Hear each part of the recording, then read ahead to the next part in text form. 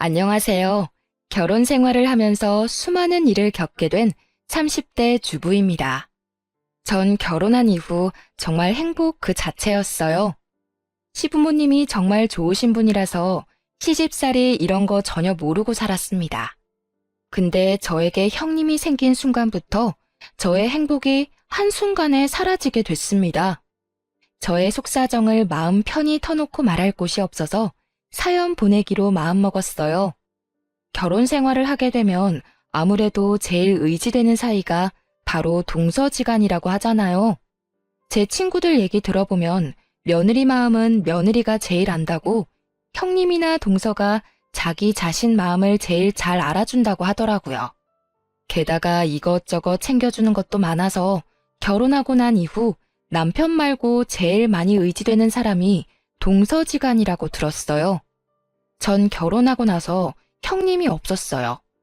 며느리가 저 혼자였기 때문에, 그래서 저에게도 빨리 형님이 생겼으면 좋겠다는 생각을 자주 하긴 했어요. 아무리 시부모님이 좋은 분이라고는 하지만 그래도 혼자서 며느리로 지내다 보니 좀 힘든 부분도 가끔 있을 수밖에 없거든요.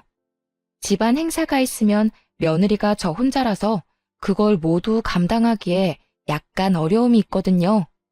다행히 시어머님이 그런 제 마음을 알아준 덕분에 다른 사람들 비한다면 고생을 덜하긴 하지만요.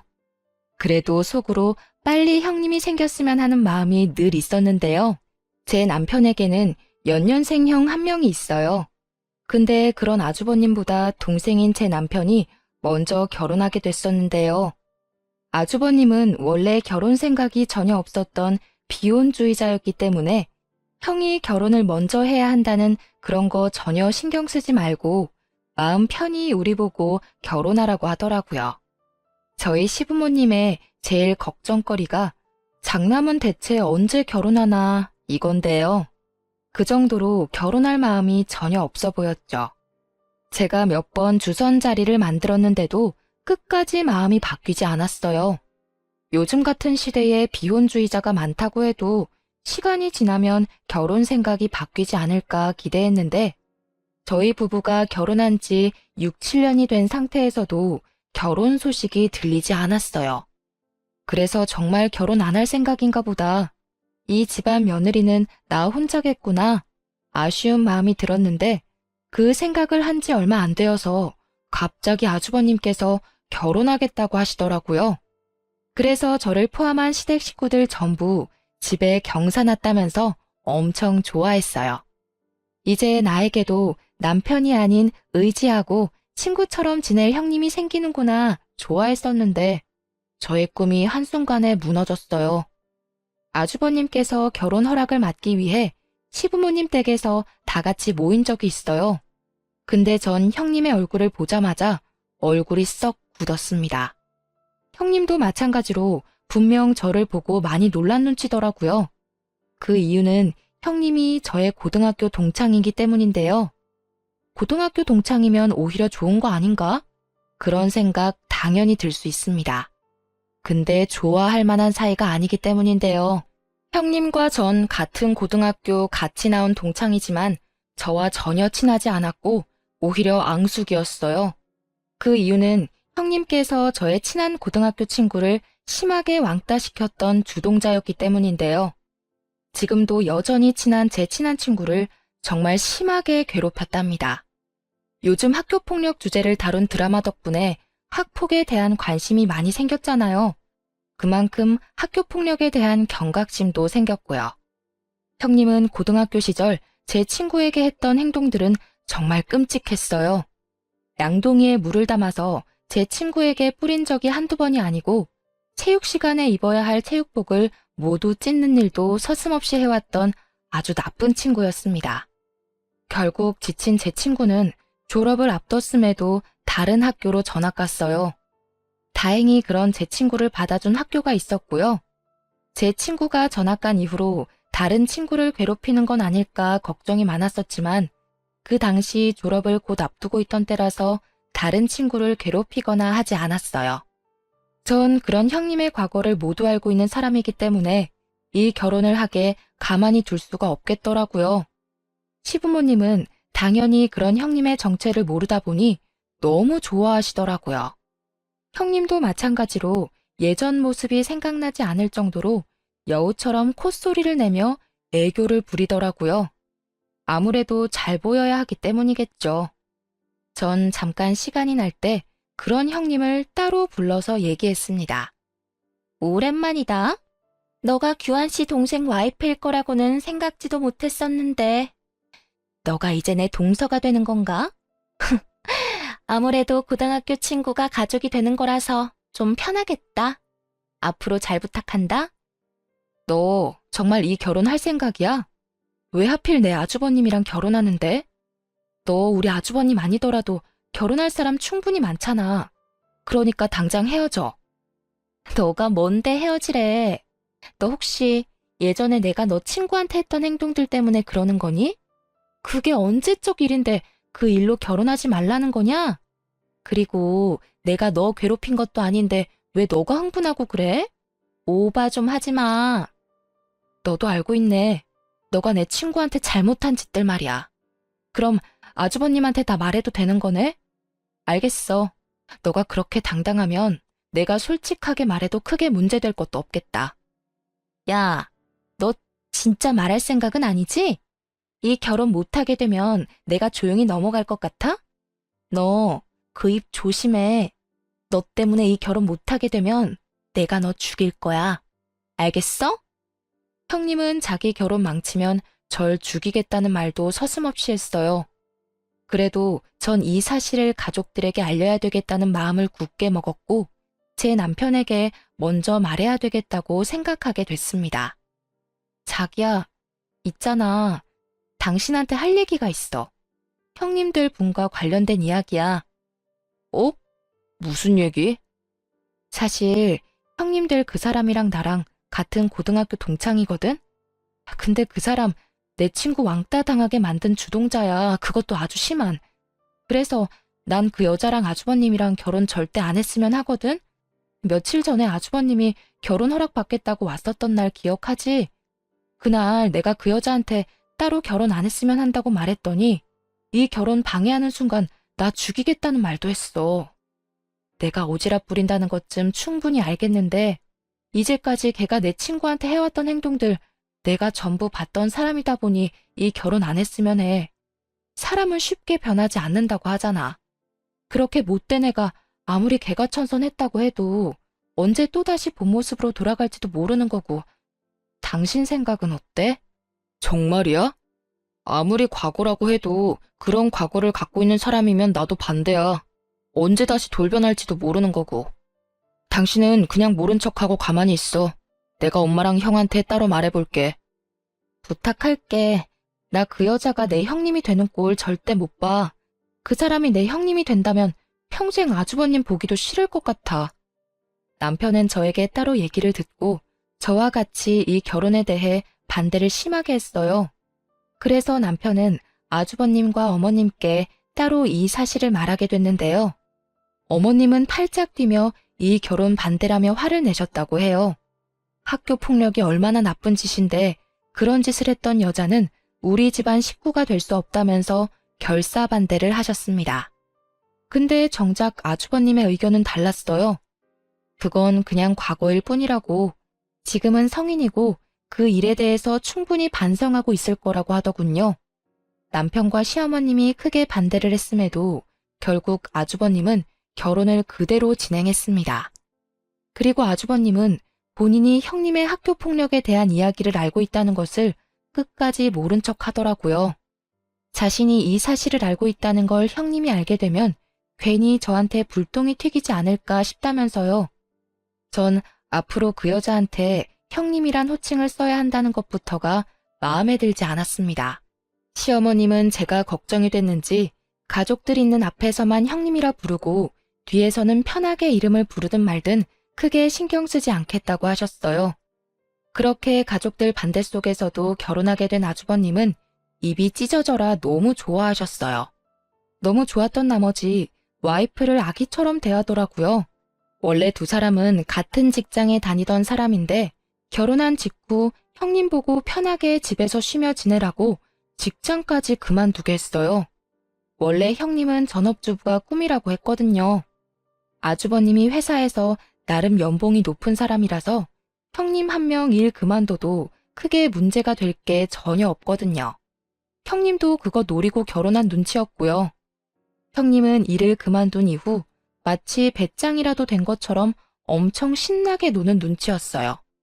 SNS를 보면 여행을 엄청 다니는 것 같더라고요. 원래 결혼하기 전에도 아주버님과 자주 해외여행을 다녔던 것 같더니만 결혼하고 난 뒤로는 아주버님과는 물론이고 아주버님이 힘들게 번 돈으로 친구들과도 비싼 호텔에 가서 놀거나 국내 여행을 자주 다니는 것 같았어요. SNS에 호캉스한 것부터 아주버님과 다녀온 해외여행, 친구들과 다녀온 국내 여행 사진을 매주 올렸습니다. 아무리 아주버님이 돈을 잘 버는 직장이라고 해도 이렇게 사치를 부리며 살아도 되는 건가 싶었어요. 아주버님의 지극정성 덕분에 형님의 씀씀이는 나날이 커지게 됐는데요. 여행은 물론이고 매주 피부 마사지를 받을 수 있게 해주기도 했답니다. 형님 용돈만 한 달에 300만 원 이상이라고 들었어요. 그 말을 듣자마자 시어머님이 이 사실을 알게 되면 난리도 아니겠다 싶더라고요. 평소 돈에 대해 아쉬운 소리를 해본 적이 없는 아주버님께서 형님의 씀씀이가 도저히 감당이 안 됐는지 저 몰래 제 남편을 찾아갔다고 해요. 제 남편한테 1,000만 원만 빌려줄 수 없냐는 말까지 했다고 합니다. 동생아, 나 돈 좀 빌려줘라. 내가 요즘 생활비가 너무 부족해서 살 수가 없어. 무슨 소리야. 형이 돈이 부족하다니. 형 한 달에 얼마나 돈 벌고 있는지 내가 다 아는데 무슨 일 때문에 그래? 너 형수가 용돈을 너무 많이 쓴다. 한 달에 300만 원이나 써. 제발 그만 좀 써라 말해봐도 내 말을 안 들어. 뭐? 미친 거 아니야? 아무리 형이 돈을 잘 번다고 해도 한 달에 개인적으로 300만 원 쓰는 건 말이 안 돼. 제발 그렇게 쓰지 말라고 말 좀 제대로 해보지. 그러면 집을 나가는데 어떡하냐? 나도 미칠 지경이다. 형님이 쓰는 돈들 때문에 내야 할 보험비, 관리비 등 밀렸다고 하더라고요. 그 말을 듣게 된 남편은 화가 나서 그럼 형님을 직장에 다니게 하든지 용돈을 줄이든지 하라고 했더니 그런 말을 하면 며칠 동안 집을 나간다고 해요. 그래서 회사에 다니라는 말조차 꺼내지 못한다고 합니다. 결국 남편은 돈 빌려주려고 했던 마음이 그 말을 듣는 순간 싹 사라졌다고 해요. 그래서 남편은 아주버님께 정신 좀 차리면서 살라는 말을 한 뒤 돈을 빌려주지 않았다고 해요. 그런 아주버님을 만나고 난 뒤 저에게 이런 상황을 모두 설명해줬고요. 저도 그 말을 듣는 순간 어이가 없더군요. 그런 여자가 뭐가 좋다고 데리고 사는지. 어느 날 형님의 욕심과 이기심 때문에 집안이 난리가 난 적이 있었어요. 형님과 아주버님이 결혼한 후 처음으로 생기게 된 시어머님 생신날이었어요. 아주버님이 결혼하기 전 우리 부부 100만 원, 아주버님 50만 원씩 어머님 생신 선물로 주고 있었어요. 원래 어머님이 이것저것 선물 사오는 것보다 돈으로 주는 게 제일 좋다고 하셨거든요. 그래서 저희 부부는 2명이니까 100만 원을 드렸던 거였고 아주버님은 결혼하기 전 혼자였으니까 50만 원씩 드렸던 거였고요. 우리 부부는 맞벌이 부부라서 100만 원 용돈 드리는 게 감당이 되었지만 아주버님 부부는 아무래도 형님이 일을 안 하고 있는 상태라서 100만 원까지 드리기가 좀 부담이 되었나 봐요. 그래서 아주버님은 결혼하고 난 뒤에도 50만 원을 드리게 됐습니다. 어머님도 그걸로 크게 뭐라고 하지 않으셨고요. 그렇게 저녁을 먹고 어머님께 생신 선물로 용돈을 드리는 시간을 갖게 됐는데 갑자기 형님의 표정이 싹 굳더라고요. 여보, 어머님한테 준 봉투 뭐야? 좀 두툼해 보이네? 돈이야. 엄마 이번에 생신인데 용돈 드려야지. 지난번에 엄마한테 돈 준다고 당신한테 미리 말했잖아. 얼마? 얼마 담았는데? 50만 원. 당신이랑 결혼하기 전부터 엄마한테 매년 생신 때마다 50만 원 드렸어. 50만 원? 10만 원만 드리면 되지. 뭘 50만 원까지 드려. 어머님 연세에 돈 얼마나 많이 쓰신다고 50만 원이나 드리냐고. 다음부터 10만 원씩만 드리자. 형님은 어머님, 아버님 모두 있는 자리에서 인상 팍 쓰며 10만 원만 드리자고 말했어요. 사람 면전에 대고 대놓고 돈 많이 준다고 싫은 티 팍팍 내는 사람은 처음 봅니다. 어머님은 형님의 태도 때문에 이미 상처를 받았는지 웃고 있던 표정이 싹 굳었어요. 옆에 계시던 아버님도 마른 기침을 계속 하셨고요. 아주버님은 중간에서 많이 난처해 보였답니다. 형님, 아무리 그래도 부모님께 드리는 돈인데 뭐 어때요? 자주 드리는 용돈도 아니고 1년에 딱 한 번만 드리는 용돈인데. 동서, 말 이상하게 한다. 동선에는 맞벌이니까 50만 원은 아무렇지 않게 줄 수 있는 돈이겠지. 근데 우리는 홀벌이라 50만 원은 큰 돈이야. 그러니까 생각 좀 하고 말해. 야, 이 돈 안 받으련다. 꼭 내 생일날 돈 가지고 이 난리를 쳐야 되겠냐? 그네 너 돈 가지고 그러는 거 아니다. 우리 큰아들 이제껏 돈 가지고 쫌생이처럼 굴었던 적 단 한 번도 없어. 우리 아들이 번 돈 가지고 왜 너가 생색이니? 솔직히 내가 알고도 모른 척한 거 많다. 너 이제까지 내 아들 돈 가지고 친구들이랑 여행 다니고 너 피부과 다닌 거 내가 모를 줄 알았니? 너가 지금 다니고 있는 피부과 내 친구도 다니는 피부과야. 너 매주 그 피부과 출근 도장 찍는다며? 너 결혼하고 나서 직장 바로 그만뒀는데 무슨 돈으로 그 피부과 다니는 거니? 그 돈 다 내 아들 돈이잖아. 그래놓고 우리 큰아들이 엄마한테 생일이라고 용돈 좀 주겠다는데 그게 그렇게 아까워? 어? 어머님, 이제 아들이 돈 벌고 어디에 쓰는지 간섭하면 안 되시죠. 이 사람 결혼하기 전까지는 어머님이 간섭했을지 몰라도 결혼했으면 이 사람 번 돈 이제 제가 알아서 해야 할 부분이라고 생각해요. 그러니까 어머님께 주는 용돈도 제가 알아서 해야 할 부분이라고 생각해요. 그러니까 제가 하는 말 너무 섭섭하게 느끼지 마시고 이해해 주세요. 그래, 그럼 이 돈 갖고 이 집에서 당장 나가. 앞으로 우리 집에 발도 들일 생각하지 마. 나한테 이 돈 주는 것도 아까우면 내 입으로 들어가는 모든 음식들도 모두 아깝고 그렇겠네. 앞으로 나 볼 생각하지 마. 알겠니? 네, 그럴게요. 어머님 그 말 꼭 지키시길 바랄게요. 여보, 당장 일어나. 우리 이제 앞으로 올 일 없을 거야. 당장 나가자고. 형님은 끝까지 어머님 말씀에 지지 않고 말대답을 했습니다. 그렇게 형님은 어머님 말씀대로 어머님을 평생 안 보고 살 작정인지 아주버님을 억지로 끌고 나가려고 했어요.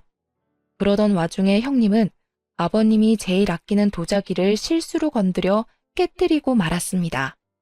그걸 본 아버님도 덩달아 화가 나셨어요. 우리 집에 개집에 한 명 잘못 들어와서 별의 별일이 다 생기는구나. 당장 이 도자기 값 물어내. 그리고 어디서 어른한테 따박따박 말댔구야? 사돈이 널 그렇게 가르쳤냐? 어? 집에서 집안일 제대로 안 하고 놀고만 있는 주제에 돈 가지고 이래라 저래라야. 평소 인자하고 화가 없기로 유명한 아버님까지 나서기 시작하자 형님은 아무 말도 못하고 고개만 푹 숙이고 있었어요. 아버님이 원래 며느리 사랑이 깊은 분이세요. 그런 아버님이 화내기 시작하니까 형님도 아무 말 못하고 가만히 있더라고요. 아버님이 화내기 시작하니까 가만히 옆에서 지켜만 보고 있던 아주버님도 뒤늦게 죄송하다고 사과를 한 뒤 서둘러 집으로 돌아갔습니다. 그리고 며칠 뒤 어머님 통장으로 도자기 값과 용돈이 같이 들어왔다고 해요. 그리고 며칠 동안 아주버님이 어머님께 전화를 드렸는데도 상처를 크게 받은 어머님은 전화를 안 받으셨다고 해요. 근데 정작 형님은 어머님께 연락 한 통 안 했다고 합니다. 그렇게 시부모님과 형님네 부부는 거의 6개월 동안 연락 한 번 없이 안 보고 지냈다고 해요. 중간에 있던 저희 부부만 난처하게 됐었습니다. 전 어머님께 자주 연락드려서 괜찮냐고 안부를 물으면 어머님은 항상 저에게 며느리가 너 혼자였을 때가 제일 좋았다 라고 항상 말씀하세요. 며느리 한 명 늘어서 편하고 더 행복할 줄 알았는데 오히려 행복이 줄어들고 하나도 편하지가 않다고 말씀하세요.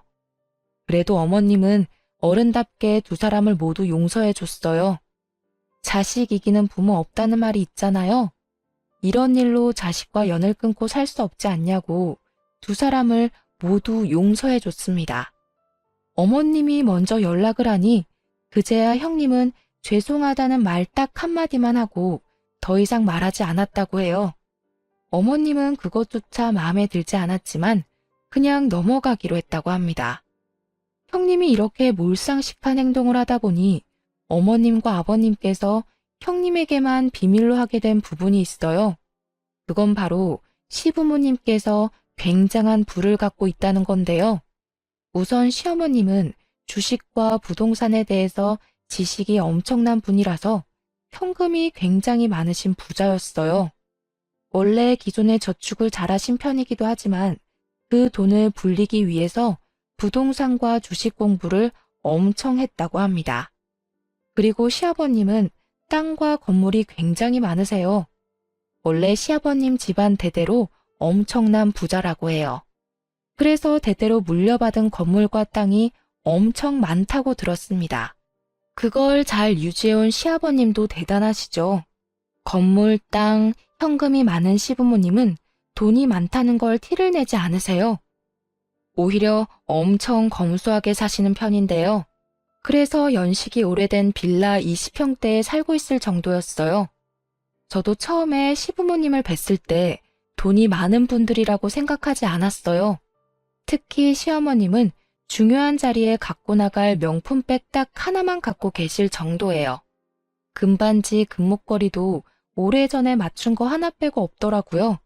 제가 이 집 며느리로 들어온 뒤로 약 2년 정도 지난 후에야 어머님이 저한테 솔직하게 말해주셨어요.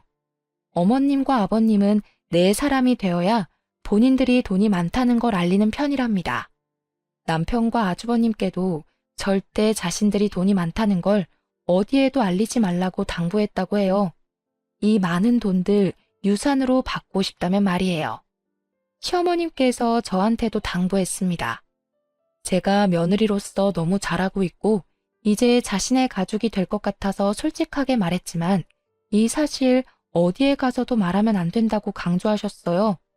그리고 형님에게도 절대 말하지 말라고 했고요. 저도 알겠다고 말했습니다. 전 결혼하고 나서 그리고 어머님 아버님이 돈이 많다는 걸 알고 나서도 그 돈을 절대 탐내지 않았어요.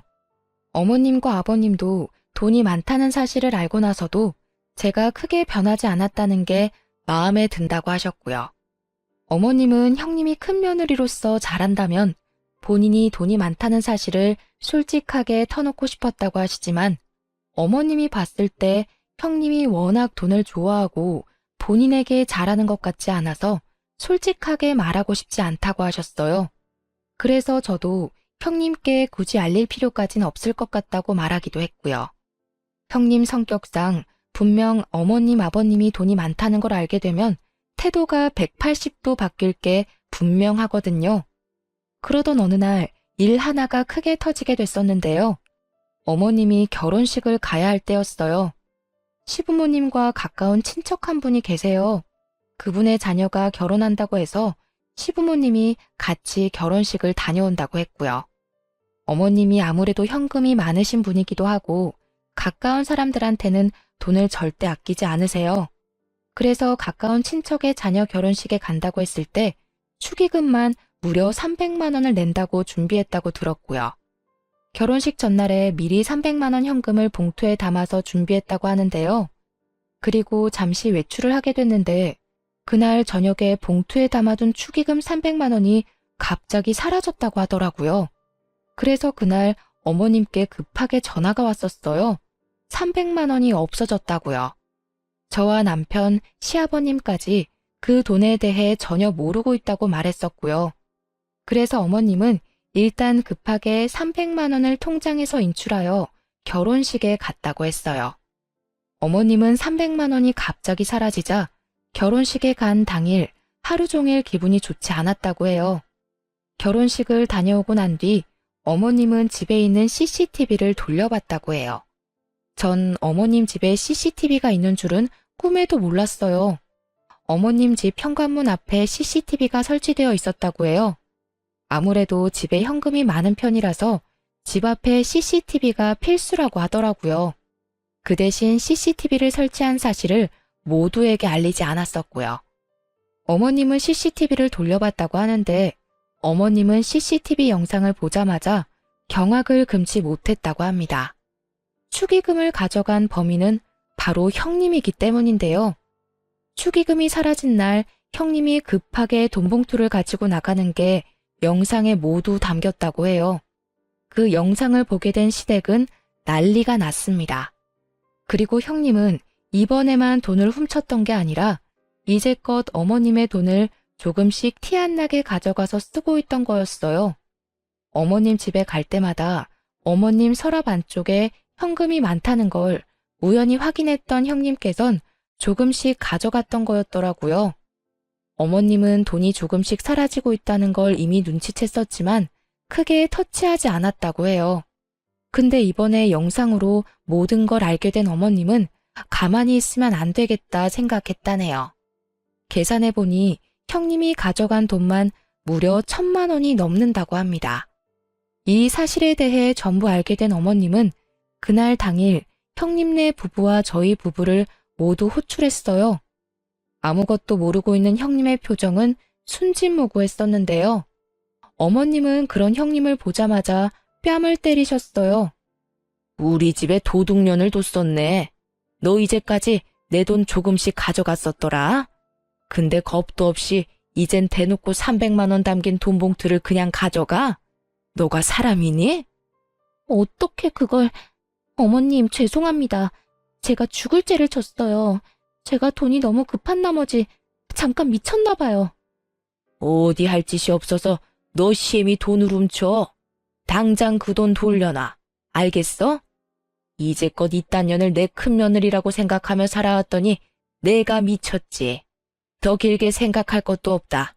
너희들 당장 이혼해. 우리 집에 이딴 도둑년을 내 며느리로 둘 수 없어. 어머님, 저 이 사람이랑 절대 이혼 못해요. 한 번만 용서해 주세요. 제가 정말 속죄하면서 살겠습니다. 어머님 돈 많이 훔치지도 않았어요. 제발 용서해 주세요. 저 이 사람이랑 이혼하면 앞으로 죽을지도 몰라요. 민규한, 너 이 엄마 말 들었어, 못 들었어? 이 도둑년이랑 이혼 안 할 거야? 이 계집년이 내 돈 훔쳐간 게 1,000만 원이 넘어. 그동안 너 돈 빼먹은 것도 모자라서 이제 내 돈까지 탐냈다고. 너 얘랑 이혼 안 하면 나랑 평생 못 보고 살 줄 알아. 나 얘 내 며느리로 뒀다가 혈압으로 쓰러질 것 같아. 고민 좀 해볼게요. 일단 저 이 사람과 따로 얘기 좀 하고 올게요. 엄마, 일단 제가 대신 사과할게요. 당신 당장 나와. 나랑 얘기 좀 해. 아주버님도 어머님처럼 많이 화가 난 모양인지 어머님의 말씀을 모두 듣고 형님을 데리고 나갔어요. 어머님께 따로 들은 얘기지만 아주버님 그날 엄청 화가 난 나머지 형님께 손까지 올릴 뻔했다고 합니다. 다행히 때리지는 않았다고 하는데요. 그 이유는 형님이 임신을 한 상태였기 때문이에요. 아주버님이 이혼하자고 말한 뒤 자신을 때리려고 하니 그 순간 지금 임신한 몸이라고 책임지라고 말했다네요. 아주버님은 그 말을 듣고 더더욱 이혼하기로 결심했는데요. 이유는 아주버님께서 임신이 불가능한 몸이기 때문이에요. 여보, 나 임신했어. 당신 애 가졌다고. 그런 나 때리기까지 한다고? 어디 한번 때려봐. 당신 애 가진 사람인데 때릴 수나 있겠어? 임신을 했다고? 그 애가 내 애라는 증거 있어? 어디? 당신 지금 크게 착각하고 있는 게 있는 모양인데 나 무정자증이야. 애 가질 수 없는 몸이라고. 그런 내 아이를 가졌다는 거야? 뭐? 그게 무슨 말이야. 무정자증이라니. 그런 사실을 나한테 말 안 하고 결혼했다는 소리야? 지금 그게 중요해? 나랑 결혼한 당신이 다른 남자 아이를 가지고 왔는데 당신 지금껏 누구랑 침대에서 뒹굴고 왔길래 그래? 다른 남자랑 침대에서 뒹굴고 와놓고 그 애가 내 애라고 거짓말을 하는 거야? 와, 이런 여자를 내 와이프라고 데리고 산 게 더럽고 수치스럽다. 당신 용서해줄까 잠시 생각한 내가 등신이지. 아주버님이 예전에 큰 사고를 당한 적이 있다고 해요. 예전에 친구와 축구를 하다가 친구가 찬 축구공에 맞은 적이 있는데 이날 이후 후천적으로 정자를 생성하지 못하게 됐다고 하더라고요. 그래도 생활을 하는데 문제는 없고요. 형님께서 결혼하기 전부터 아이 낳을 생각이 전혀 없다고 했었기에 아주버님이 그런 형님과 마음 편히 결혼하게 되었던 거였고요. 그런 사실을 모르고 있던 형님께선 아주버님의 아이를 가졌다고 거짓말을 하게 된 거였는데요. 그 말이 아주버님한테 통할 일은 당연히 없죠. 결국 아주버님과 형님은 이혼하게 됐습니다. 혹시 몰라서 아주버님과 형님은 같이 산부인과에 갔다고 들었어요. 형님은 임신한 게 맞았고 아주버님은 역시나 정자 생성이 안 돼서 임신 불가능한 상태였고요. 왜 자신의 엄마 돈을 훔쳤냐고 물었는데 아주버님에게 받은 300만 원 용돈도 부족하다고 느껴 어머님의 돈도 결국 훔치게 된 거라고 합니다. 아주버님은 형님과 합의 이혼을 하면서 당장 돈부터 갚으라고 말했습니다. 한 푼도 갖고 있지 않았던 형님은 친정 부모님의 도움을 받아서 시어머님께 2천만 원을 갚게 됐습니다. 형님의 친정 부모님은 여유가 있는 집안이 아니라고 들었어요. 그래서 있던 돈 없는 돈 다 끌어모아서 형님 대신에 갚아준 거라고 들었어요. 그리고 형님은 아무래도 아주버님과 살면서 직장을 다니지 않았던 상태였기 때문에 이혼하면서 한 푼도 갖지 못한 상태로 쫓겨나가게 된 거였는데요. 아무래도 이제까지 흥청망청 쓰던 버릇이 있어서 이혼하고 난 이후에도 씀씀이가 크게 달라진 게 없다고 하더라고요. 직장도 구하지 않은 상태에서 친정 부모님 도움을 받아서 지내던 형님은 그런 친정 부모님한테도 버림을 받았다고 하네요.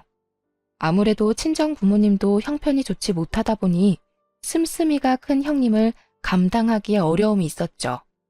재산이 단 한 가지도 없던 형님은 친정 부모님한테도 쫓겨난 이후 재취업을 하기 위해 열심히 움직였다고 하지만 아무래도 경력이 단절된 상태라서 재취업을 하는데 어려움이 있었다고 하네요. 그리고 임신한 상태라서 다시 일을 하는 것조차 좀 버거웠던 모양이에요. 뒤늦게 한 사실이지만 형님의 아빠 아이 정체는 아직까지도 모른다고 합니다. 제 친구가 알려준 사실인데 형님이 이혼하기 전 친구들과 제주도 여행을 갔었을 때 아주버님 몰래 남자들과 합석을 하게 됐고 거기서 하룻밤을 보냈다고 해요. 거기서 가진 애라고 하는데요. 그 당시 하룻밤을 보냈던 남자의 연락처는 받지 않았기 때문에 임신한 아이를 혼자 키워야 되는 상황이 돼버린 거죠. 갈 곳이 없고 게다가 일할 곳도 찾지 못한 형님은 돌고 돌다가 저한테 찾아온 적이 있어요. 형님은 저희 집까지 찾아오기엔 염치가 없었는지 저를 따로 카페에 불렀었는데요. 동서, 아니, 지혜야, 오랜만이다. 잘 지냈어? 얼굴 많이 좋아 보이네.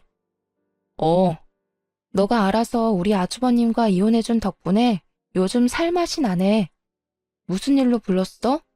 우리 이제 앞으로 절대 볼 일 없을 줄 알았는데. 아, 배 많이 나왔다. 곧 출산 앞두고 있겠네? 사실 이거랑 관련이 있어서 말이야. 나 2달 뒤에 애 출산하거든? 근데 내가 지금 갈 곳이 없어서 말이야.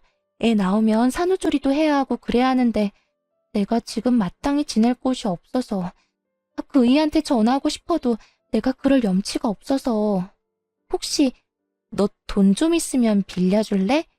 이 몸으로 고시원에 들어갈 수도 없는 거고 이 동네 모텔에서라도 지내고 싶은데 그럴 돈도 없어서 말이야. 딱 500만 원만 빌려줄래? 내가 애 낳고 꼭 갚을게. 내가 널 뭘 믿고 돈을 빌려줘? 우리 어머님 돈까지 훔친 너인데 내가 왜? 그러니까 인생 착하게 살지 그랬어. 내 친구한테 학폭한 것도 모자라서 우리 어머님한테 그렇게 못된 짓을 했던 너인데 내가 뭐하러 널 믿고 돈을 주겠니? 곧 태어날 애가 불쌍하다. 앞으로 나 이렇게 따로 보자고 하지 마. 지혜야, 딱 한 번만 도와줘. 내가 잘못했지. 우리 아이는 잘못한 게 없잖아. 제발 아이 생각해서라도 부탁할게. 어? 나 이렇게 지내면 우리 아이 건강하게 태어나지도 못해. 한 번만 부탁할게. 아니, 내가 왜 너애까지 신경을 써야 하는데. 너가 알아서 케어해. 그건 너가 알아서 할 일이야.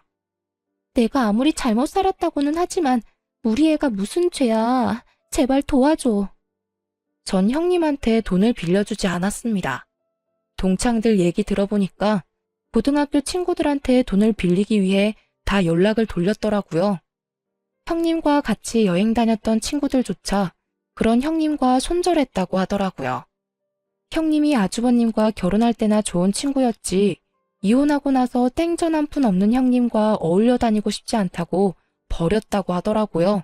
게다가 본인이 왕따 시켰던 제 친구한테까지 연락을 해서 돈 빌려달라고 했다고 하더군요.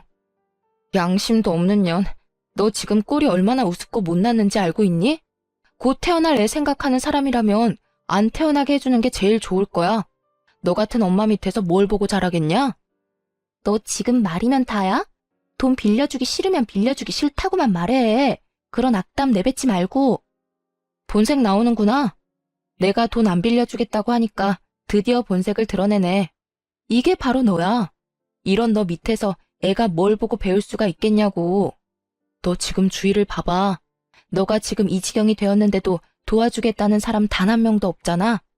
이게 너가 이제까지 잘못 살아왔다는 증거야. 그러니까 지금이라도 정신 차리고 똑바로 살 궁리나 해. 그리고 너 참 양심도 없다. 한때 너가 많이 괴롭혔던 피해자인 나한테까지 돈 빌리려고 찾아오는 거 보면. 제 친구는 형님한테 악담을 퍼붓고 돌려보냈다고 합니다. 그러니까 인생을 바르게 살아야 한다는 걸 형님 보고 많이 깨닫게 됐습니다. 안 좋은 일은 몰아서 온다는 말이 있잖아요. 그런 형님의 친정 부모님이 교통사고로 돌아가셨다는 소식이 들렸습니다. 저희 시부모님과 저한테까지 연락이 왔었는데 저희는 가지 않았었는데요. 아주버님은 그래도 전처 생각해서 장례식장에 다녀왔다고 합니다. 장례식장에 있는 형님의 꼴은 말이 아니라고 해요. 그동안 노숙 생활을 해왔던 모양인지 제대로 씻은 적이 없다고 들었어요. 그래서 형님 옆에만 가면 악취가 진동을 했다고 합니다. 그리고 장례식장에 찾은 사람들도 단 한 명도 없었다고 합니다. 그걸 보고 아주버님은 마음이 아팠지만 티를 내지 않고 부조금만 내고 왔다고 하네요. 형님은 그런 아주버님께 그동안 잘못했다고 제발 용서를 해달라고 싹싹 빌었다고 해요. 여보, 나 보면 무슨 생각이 들어? 나 불쌍하지 않아? 나 결국 부모까지 잃었어. 당신한테 그렇게 못된 짓 하고 나서 부모 잃는 벌을 받았다고. 그러니까 나 한 번만 용서해줘. 나 부모까지 잃어보니까 정신이 번쩍 들어. 제발 나 한 번만 구해줘. 나 지금 너무 죽을 것처럼 힘들어. 그러니까 있을 때 잘하지 왜 그랬어? 나 당신 없으니까 하루하루 숨통이 트여. 진작에 당신이랑 결혼했으면 안 됐었는데 동생 말 좀 들을 걸 그랬다. 왜 당신이랑 결혼해서 이렇게 힘들게 살았을까 싶어. 그러니까 당신도 이제 정신 차리고 새삼 살아. 곧 태어날 아이한테 창피한 엄마 되고 싶지 않으면. 당신이 이 아이 지우라고 하면 지울게. 당신이 나랑 같이 살아주기만 한다면 평생 일만 하고 살게. 당신 평생 나한테 사랑 안 줘도 돼. 내가 당신한테 상처 줬던 거 속죄하며 살게만 해줘. 제발 당신 옆에만 있게 해줘. 부탁할게. 너 참 구질구질하다. 나 말고 딴 남자 찾아봐. 너 다른 남자 만나는 거 참 잘하잖아. 그래서 그 아이가 생긴 거겠지? 내가 널 뭘 믿고 같이 살겠냐? 아무리 지금 나한테 잘한다고 빌어도 다시 다른 남자 찾을 게 뻔한데. 그리고 지금 부모님 장례식장에서 애 지우겠다는 말이 쉽게 나오냐? 정신 똑바로 차려. 뱃속에 있는 애가 다 듣겠다. 정말 나 이렇게 버린다고? 당신이 나 좋다고 평생 책임지겠다고 했잖아. 그런 날 진짜 이렇게 버린다고? 난 당신만 보고 잘 다니고 있던 직장도 그만뒀어. 그럼 당신이 나 끝까지 책임져야지. 나 좋다고 말해놓고 왜 이렇게 버리냐고. 애초에 당신이 직장 다니기 싫다고 했었잖아. 그리고 우리 가정 지키고 싶었으면 애초에 당신이 우리 부모님한테 그렇게 해서는 안 됐었지. 아니, 애초에 다른 남자랑 뒹굴고 왔으면 안 됐던 거였지. 난 우리 부모님까지 안 볼 생각으로 우리 가정 지키고 싶었어. 근데 당신이 다른 남자 아이를 데리고 오는 바람에 우리 가정이 깨진 거야. 이 모든 건 다 당신 때문에 생긴 일이니까 당신이 다 책임져. 아주버님은 그런 형님을 뿌리치고 제발 정신 차리며 살라고 단 한마디만 남기고 그대로 집으로 돌아갔다고 합니다. 아주버님은 장례식장에 다녀온 이후로 며칠 동안 술만 드셨어요. 남편이 그런 아주버님 옆에 있어주면서 그렇게 마음이 아프냐고 물어봤다고 하는데요. 아주버님은 형님을 정말 많이 사랑했다고 합니다. 아무리 돈을 흥청망청 쓴 사람이라고 해도 그걸 눈 감아줄 정도로 좋아했다고 해요. 자신의 어머님한테 그러는 걸 보고 있는 정 없는 정 모두 떨어졌지만 한때 진심으로 사랑했던 여자가 저렇게 막 살고 있는 모습을 보니 그렇게 기쁘지 않다고 해요. 그래서 순간 다시 합칠 생각도 해보긴 했지만 어머님이 다시 힘들어할 생각을 하면 도저히 합칠 생각이 들지 않는다고 하네요. 이렇게 힘든 것도 잠시라고 생각하고 그런 형님이 우는 모습을 보고도 굳게 마음먹고 돌아서서 나왔다고 합니다. 그걸 옆에서 듣고 있던 남편도 형이 그렇게 마음 아파하는 걸 보니 눈물이 절로 나왔다고 하네요. 그리고 뒤늦게 알게 된 사실 한 가지가 있는데 형님의 친정 부모님이 돌아가시면서 형님 앞으로 빚이 늘어났다고 합니다. 알고 보니 친정아버지께서 살아계시면서 주변 지인들한테 돈을 많이 빌린 모양이에요. 친정아버지가 주변 사람들한테 빌린 돈만 무려 1억 5천만 원이라고 하는데요.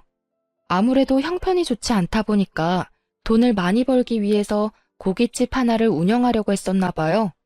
근데 고깃집을 오픈하고 난 뒤 장사가 잘 안 됐었고 교통사고가 난 바람에 이런 상황까지 오게 된 거라고 하는데요. 결국 형님은 친정아버지 때문에 감당하기 어려운 빚까지 얻게 된 거였어요. 저희 아주버님이 다녀간 이후 장례식장에 빚쟁이들이 엄청 많이 왔다고 해요. 그래서 형님한테 돈 갚으라고 엄청 독촉을 했다고 합니다. 그 빚쟁이들은 형님이 임신한 상태라는 걸 알고 있는데도 돈 달라고 정신적으로 독촉했다고 하는데요. 그 뒤로 스트레스를 엄청 받았던 형님은 결국 만삭인데도 불구하고 유산을 하게 됐었고 바로 입원을 해서 아이를 떼어내는 수술을 받았다고 합니다. 몸을 회복해야 하는 상황에서도 형님이 있는 곳이라면 빚쟁이들이 찾아가서 돈 갚으라고 엄청 난리를 치고 간다고 하는데요. 형님은 초반에 내가 그 돈 왜 갚아야 하냐고 따박따박 반박을 한 것 같지만 지금은 그런 기력이 없는지 돈 갚겠다는 말만 할 뿐 더 이상 어떤 말도 하지 않는다고 해요. 형님네 아버님께 돈을 빌려준 사람 중 제 친구 어머님도 계시거든요. 그래서 가끔 친구한테 형님에 대해서 들을 수 있었어요. 제 친구도 형님 때문에 미치겠다고 맨날 욕만 합니다. 형님은 몸을 제대로 회복하지도 못한 상태에서 낮에는 부잣집 가정부로 일하고 있고 밤에는 대리운전으로 돈을 번다고 해요. 먹고 자고 하는 건 모두 부잣집에서 해결한다고 하는데요. 부잣집에 쪽방 하나가 있고 거기서 먹고 자고 한다고 제 친구가 들었다고 해요.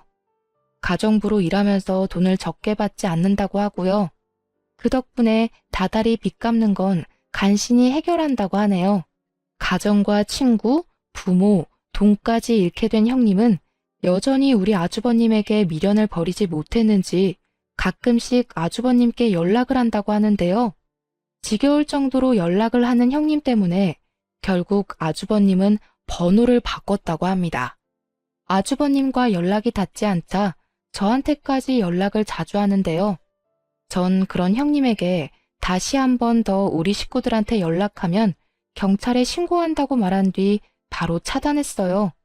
큰 태풍이 지나가서는 시부모님은 물론이고 저희 부부까지 늘 행복하게 지내고 있는 중인데요. 우선 아주버님은 이혼 후 한동안 일중독으로 지내게 됐습니다.